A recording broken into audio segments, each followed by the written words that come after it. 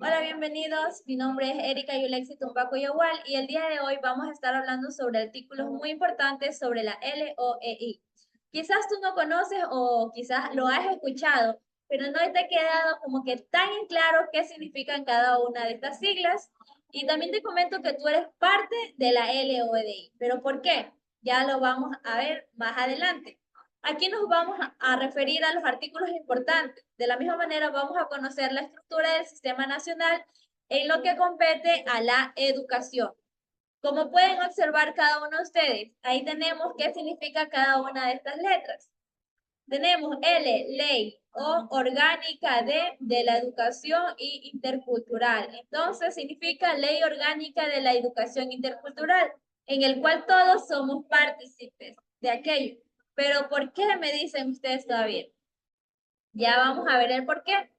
A continuación les muestro que vamos a estar tratando sobre el artículo 38, 40, 41, 42, 43, 44 y 46, en el cual son 7 artículos de los que vamos a estar hablando. El primer artículo que vamos a ver es el artículo 38 que nos habla sobre la educación escolarizada y la educación no escolarizada. Pero, ¿de dónde existe la educación no escolarizada? Dirán. Ya vamos a ver, ya vamos a resolver esas dudas. La educación escolarizada se refiere a que uno tiene que ir hasta cierto lugar. ¿Qué significa? Que tienes que ir a la escuela, tienes que ir al colegio, tienes que ir al instituto, en el cual es de modalidad presencial, con una estructura formal y con evaluaciones continuas y también con interacciones sociales. Pero, ¿qué pasa con la educación no escolarizada? ¿Qué quiere decir? Que esto te da la apertura para que tú no estés en una escuela, en un colegio, sino que tú estés en una institución educativa. Sí, puedes ser partícipe de una institución educativa, pero ¿cuál es el punto importante aquí? Que no necesita de tu presencia física. Entonces, significa que no vas a ir presencialmente, en el cual la modalidad es de una educación a distancia, también es una educación en línea y una educación en casa, a distancia, porque tú puedes estudiar en otro país, puedes escoger tu carrera. En línea, la recibes virtualmente. Educación en casa, sin necesidad de salir de tu casa, de tu hogar, es permanentemente ahí. Entonces, vamos a ver un poco sobre la definición. Ya les expliqué, pero vamos a conocer su definición. Ya, se refiere a la escolarizada, se refiere al sistema de enseñanza tradicional en el que los estudiantes asisten físicamente a las instituciones educativas, como ya les había mencionado los ejemplos, escuelas, colegios o institutos. Entonces, ¿cuál es la educación no escolarizada? Ya, es que se refiere a que utiliza métodos, ya, de enseñanza alternativa, que no refiere de presencia física del estudiante en una institución educativa. Ahora vamos a conocer también sobre el siguiente artículo que vamos a ver. El siguiente artículo que vamos a ver nos habla sobre el artículo número 40. Cuando nosotros hablamos sobre el artículo número 40, ahora nos vamos a basar al nivel de educación inicial. El nivel de educación inicial habla sobre los propósitos del artículo. ¿Qué quiere decir esto? Que es una educación en el cual vamos a hablar solamente sobre niños, temas solamente sobre niños. Entonces, ¿cuál es el propósito de esto? El propósito de esto es que tiene un establecimiento de normas y estándares, tiene un reconocimiento de importancia de la primera infancia. De igual manera, tiene un acceso y equidad, donde nos dice que el establecimiento y normas estándares crea un marco normativo que asegura la calidad y la uniformidad ya provisional de la educación inicial. Entonces, ¿cuál es el reconocimiento de la importancia entre esta primera etapa de un infante? ¿Cuál es ese desarrollo? Ya, que va en el transcurso de sus primeros años de la vida. Desde ahí comienza este desarrollo integral. El acceso y la equidad es donde se garantiza que todo niño tenga la oportunidad y la igualdad. Eso es lo que nos habla acerca de la educación inicial en el artículo 40. Tomar en cuenta, cuando hablamos de educación inicial, artículo 40 nos podemos basar. Ahora, ¿qué sigue después de la educación inicial? La coordinación interinstitucional. Vamos a ver un poco sobre esto. ¿Por qué vamos a hablar sobre institucionales? Porque nos ayuda a fomentar colaboración, asegurar eficiencia, mejorar los resultados educativos. Entonces, al nosotros poder fomentar, asegurar y mejorar, podemos hablar sobre el artículo 42, donde hablamos sobre la educación general básica. Yo veo sobre el propósito de la educación general básica, en el cual nos ayuda a establecer el marco normativo, garantizar los derechos educativos y promover la igualdad y la inclusión.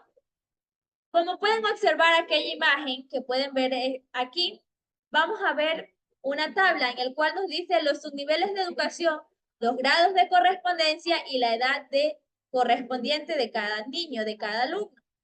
Entonces, en la preparatoria se basa al primer grado de educación, que es desde los niños de 5 años de edad. Cuando vamos a hablar sobre la básica elemental, hablamos de segundo, de tercero y de cuarto grado, que son niños de 6 hasta 8 años. De la misma manera vamos a ver la básica media, que son de 5, 6 y 7 grados, ya que deberían ser los niños entre 9 y 11 años. También tenemos la básica superior, donde ya vienen los de octavo, noveno y décimo, que serían los niños de 12 a 14 años. Pero ¿cuál es el propósito? De establecer un marco normativo ya nos ayuda a algo claro y coherente que regule la educación básica. También garantizar derechos educativos en el cual el niño tenga acceso a la educación básica de calidad. Tomar en cuenta que es gratuita y obligatoria. Si algo es gratuito, obviamente es algo obligatorio para nosotros porque podemos acceder con mucha facilidad. Cuando hablamos de promover la igualdad, se refiere a la inclusión de todos los estudiantes, independientemente de las circunstancias personales. Entonces, hablando ya de la educación general básica, también vamos a conocer parte del nivel de educación de bachillerato, en el cual se divide en dos partes, en el bachillerato en ciencias y el bachillerato técnico. Como ustedes pueden observar estas imágenes, hay jóvenes graduados, hay personas que están en su computadora, hay personas ya con su diploma. Ya, el artículo 43 entonces nos da a entender que se refiere a una normativa de disposición legal establecida. Pero ¿por qué es una disposición legal establecida? Por los aspectos de la etapa educativa de ciertos países, en el cual se refiere exactamente a cómo están sostenidos variablemente o independientemente del país, de la ley o de los reglamentos establecidos en los cuales permanece. Entonces, generalmente un artículo puede incluir en disposiciones como cuáles, como el objetivo de bachillerato, tenemos la estructura del bachillerato, el currículo, los requisitos del ingreso, la regulación de instituciones educativas y las normativas sobre la creación y los funcionamientos. Entonces, en esto se basa un bachillerato en ciencias, que es muy importante porque en la actualidad quizás para darles a comprender, muchas personas no pueden sacar una licencia para su vehículo por falta de este certificado, por falta de este currículo, por falta de este requisito que necesita, que es obtener su certificado en bachillerato en ciencias o hacer partícipe del nivel de educación en bachillerato. Pero vamos a ver también sobre el bachillerato técnico. El bachillerato técnico nos habla sobre la práctica y la teoría y las disciplinas técnicas y tecnológicas. En el bachillerato en ciencias es por decirles que vamos a ver puros métodos científicos, puros información, pero en parte al bachillerato técnico nosotros vamos a poner en prácticas cada una de ellas. ¿Qué quiere decir? Que puede preparar a los estudiantes tanto para ingresar al mercado laboral como a las áreas técnicas específicamente, porque ya van teniendo experiencia en base a que cada uno ya de ellos ya se ha ido preparando y que han obtenido y han sido parte del bachillerato técnico. Pero ¿qué pasa con el bachillerato de ciencias?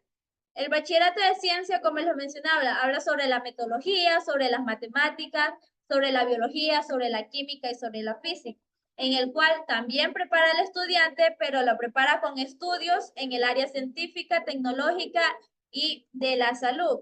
Entonces, si tienes específicamente has escogido bachillerato en ciencias o bachillerato técnico, ya sabes cómo se apertura para que tú puedas trabajar laboralmente. De la misma manera, vamos a ver sobre el bachillerato complementario. En antes vimos el bachillerato educativo, pero ahora vamos a ver sobre los bachilleratos complementarios, que hablamos de dos bachilleratos de la misma manera.